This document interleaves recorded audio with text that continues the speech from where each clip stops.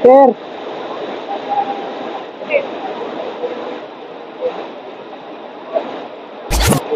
welcome sa bayan ng Baler, Aurora. Ako nga pala si Philip, ang inyong baklang lakwatsera. Baklaman sa inyong paningin, nakakasubo din.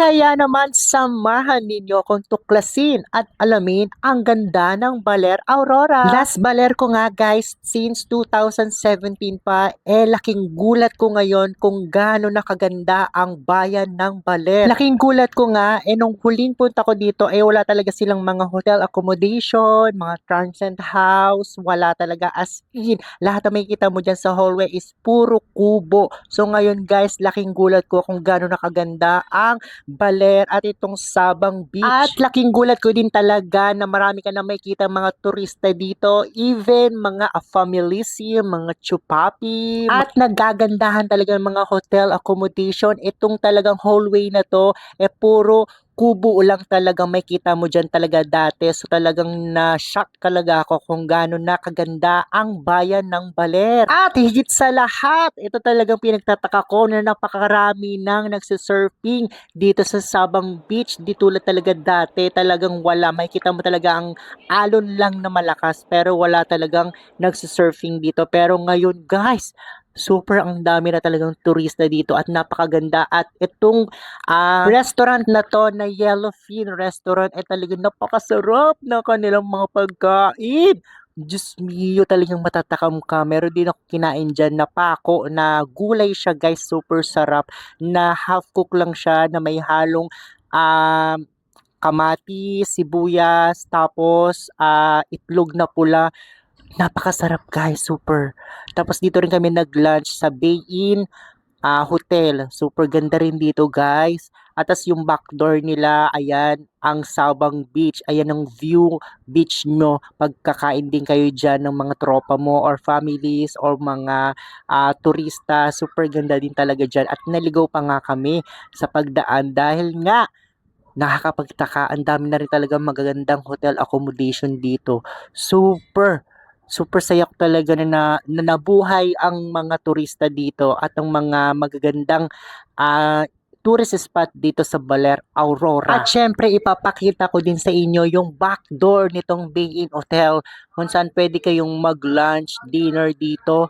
Ayan, ayan ang pinaka-lobby nila. Super ganda talaga, super nice talaga with love, love, love, love, love. And very affordable din ang mga pagkain na lide. Super yummy talaga, good guys. At syempre, ito palang aming guest. Ayan, pinapunta kami para din mag-lunch kasama sila. Say hello, mga mommy, sa super pretty. Hello there. Ayan, ito ipapakita ko sa inyo ang backdoor, ayan, ng Bay Inn Hotel. Super ganda talaga guys. Pati yung mga wave, mga alon dyan, super ganda. At marami ka rin makikitang mga chupapi, mga afamilism. Ayan, with calcalization ng afamilism. Super sarap ang aming lunch. Ayan. Ayan, super milkshake si Aklang Lakwatsera. Hindi lang akla, nakakasubo din. Emi lang. At mabibilib ka rin talaga kung gaano sila kagaling mag-surfing dito sa Sabang Beach. Ayan, super galing talaga nila guys. Syempre, hindi rin mawawala ang mga nightlife dito sa Baler. Ayan, meron din ditong mga karaoke, ayan, pwede rin kayo mag-inom, ayan, sa tapat ng Sabang Beach, ayan, hindi rin mawawala yan guys, so talagang mag-e-enjoy din ka din talaga kayo dito sa Baler Aurora, at hindi lang Sabang Beach ang pwede nyong puntahan guys, at meron din tayong mga ibang tourist spot destination dito na nagagandahan din dito sa Baler, mamaya ipapakita ko sa inyo. Ibang sabihin, salamin sa titik na sanang pag-ibig. Salamin, kailan nga bago papansinin. Tulad yan sinabi ko na super sarap dito sa Yellowfin Restaurant. Ayan yung Paco Vegetable na napakasarap. Itatry ko yun mamaya guys. So nandito nga rin kami. Pinuntahan din namin ang bahay ni Aurora. So makikita nyo dito pagpasok ninyo ay makikita nyo rito ang mga lumang mga kagamitan sa bahay ni Aurora. Ayan ang mga painting at mga plato at yung mga sinuot ni Aurora na gown. So nakikita niyo diyan. And then yung mga upuan, and may mga sungka, ayan, may mga painting, at yung gown pang Miss Universe, super ganda. Pati yung bahay, guys, ni-level up na lang ito. Hindi naman ito yung dati talagang itsura, pero ni-level up na yan. So ayan, si Manuel Quezon at si Aurora, ayan, pagpasok nyo diyan, ayan, makikita na rin yan yung dating plancha na ginagamit dati na diuling. Ayan, yung uling na plancha, guys. O, di ba? Nakakabilib. O, di ba? Ayan ang mga kubo-kubo dati. So, alam na alam natin yan, guys. Super press ko dyan kapag nandiyan ka tumira. So, syempre, pinuntahan din namin ang Museo de Baler. So, seriously speaking, guys, pag-uusapan natin ang history ng bayan ng Baler. Ito daw ay lumang pamayanan ng baryo ng Sabang bago dumating ang mga Espanyol, itinatag bilang misyon ng mga paring Fransiskano noong 1609. At nasira siya ng malaking alon noong December 27, 1735 at lumikas pansamantala daw ang mga mamayanan sa burol ng ermita bago lumipat sa kasalukuyang Pook. Naging kabisera din ng distrito ng El Príncipe na ngayon ay tinatawag ng Aurora noong 1856. Ito din daw ang Pook na sinilangan ni Manuel Luis Quezon noong August 19, 1878. Grabe no, napakatagal na nun. At sumiklab din ang himagsikan noong October 1897 na naganap sa simbahan ang pagkupkop ng mga revolusyonaryo sa puwersang Espanyol noong July 27, 1898 hanggang June 2, 1899. At syempre, nakilala din bilang mga kaibigan sa bisa ng mga distrito ni General Emilio Aguinaldo noong Hunyo 30, 1899 na naging bahagi ng Tayabas na ngayon ay tinatawag na Quezon noong June 12, 1902 na naging kabisera ng sub-province ng Aurora noong 1951 at ng lalawigan ng Aurora noong 1979. Grabe no, nakakamangha. May kita mo dito yung mga lumang kagamitan pa ng ginamit ni Manuel Luis Quezon. At syempre, dito mo rin makikita yung mga old shoes na ginamit ni Manuel Luis Quezon, even yung mga plaque, yung mga awards niya, pati yung mga sandata, at may kita mo rin dyan yung mga lumang coins, dating-dati pa, yung mga hindi natin naabutan, yung hindi ka pa tayo pinanganak.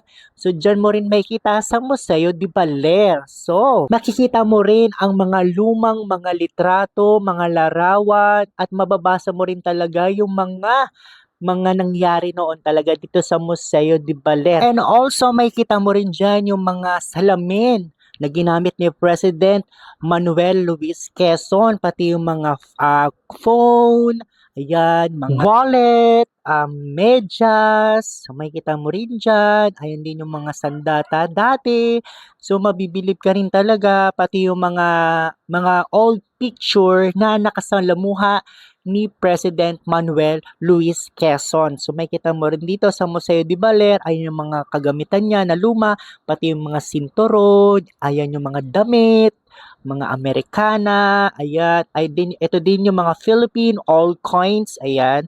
So may kita mo rin yung mga lumang barya. So ayan talaga, hindi pa tayo buhay niyan, guys. So, hindi pa tayo pinapanganak. Ayan na yung ating Philippine old coins. And of course, after Museo de Baler, pinuntahan din namin ang Hanging Bridge. So guys, mapupuntahan nyo rin to at makikita nyo rin to kung gaano rin kaganda ang Hanging Bridge dito sa Baler, Aurora. At syempre, pagkatapos ng Hanging Bridge, pinuntahan din namin ang Kanawan Falls. So iba pa to sa Mother Falls dito sa Baler, guys. So, since na mga senior na rin at mga mommies na rin ang aming guests for today's video, so hindi advisable sa kanila yung Mother Falls kasi super layo niya, may 30 minutes walking pa siya, depende sa facing ng group ninyo, 30 to 1 hour pa sila makakarating kung dun namin sila dadalhin sa Mother Falls. So syempre may option B kami dito na sa Kanawan Falls is 2 to 3 minutes walking lang dito, guys, and 30 minutes driving lang, guys, mula sa bayan ng Baler hanggang Kanawan Falls, and 2 to 3 minutes walking lang para pumunta dito sa falls at makita nyo na ang kagandahan ng Kanawan Falls. So advisable sa ating mga seniors na dito na lang namin sila dalhin at nag-enjoy naman sila. And guys, super ganda talaga ng Kanawan Falls and super linaw din ang mga tubig at pwede rin kayo mag-nomo-nomo dito, nomolism with your boysilism and calcalization. Kapag na hangover kayo dito guys, kapag lumublob kayo dito guys, mawawala talaga ang inyong hangover guys kasi super lamig talaga ng waterlism dito sa Kanawan Fallism. So kapag pumunta kayo dito sa Kanawan Fallism at lumublob kayo dito lism, mawawala ang inyong hangoverlism. So ano pang inaantay nyo? Dito na kayo magpunta sa ating Baler and make sure kapag pumunta kayo dito sa Balerlism at pinuntahan nyo ang Kanawan Fallism, make sure may kasama kayong boys silism. Okay? Kasi mag-iinomalism and then calcalization natin ang boysilism. Okay, at ayan ang ating mga mommies. Super naggagandahang mga mommies at nag-enjoy naman sila kahit dub-dub-dub na sila dito sa Kanawan Fallism. Alright, and of course, after namin bisitahin ang Kanawan Falls, syempre binisita din namin ang pinakamatandang balete tree dito sa Baler. So ayan, makikita niyo guys kung gaano katanda at kung gaano kalaki, kung gaano kataba ang ating balete tree dito guys. So pwede kayo pumasok dyan guys sa pinakabalete, kasyang-kasya naman kayo dyan. Since nandito nga ako sa balete tree, pwede na kayong bumulong dito. So binulong ko nga na mamagasana ang mga bunganga ng mga Maritesilism dito sa kapitbahilism. So, dahil nakaka-visualism ang kanilang mga chismislism. Okay, ayan, char lang. And of course, kung hindi mo pa natatry, try mo na puntahan ang Baler. At syempre, para malaman mo rin ang kasaysayan ng bawat lugar na pupuntahan mo, ay, talaga dapat na bisitahin mo na talaga to, Day. Okay? Kung ang kanilang museum, kung gaano kaganda, at syempre dito mo rin matatagpuan ang kaganapan or kagamitan, kaugalian ng mga tao noon. Dito mo rin maintindihan ang hiwaga ng kagandahan ng bawat lugar. Okay, this is your Philip, ay inyong baklang vlogger na lakwachera. Op! Hindi lang bakla, nakakasubudi. So, thank you for watching and follow ka na kung hindi ka pa nakaka-follow para sama-sama tayong maglakwatsa. Okay? Magrumampa dyan. So, please like and share and comments down below. Okay? Thank you for watching. See you sa next tour. Bye!